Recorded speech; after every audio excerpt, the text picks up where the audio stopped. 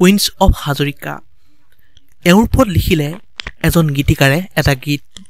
wins of Hazarika বৰ্তমান অসমৰ এটা জনপ্ৰিয় নাম তথা এজন জনপ্ৰিয় মানুহ নতুন এটা ইউনিক ষ্টাইলৰ যোগেদি আৰম্ভ কৰা উৰাজাহাজৰ ভিতৰত অসমত সৰ্বপ্ৰথম ৰেষ্টুৰেণ্ট আৰম্ভ কৰা শিৱসাগৰৰ গৌৰৱ উইন্স অফ হাজৰিকা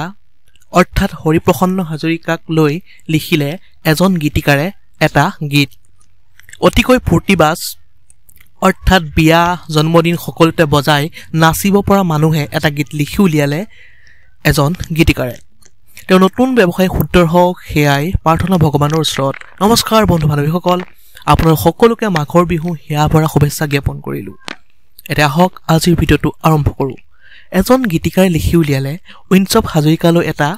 সুন্দৰ গীত এটা অতি সকলোৱে বজাব পৰা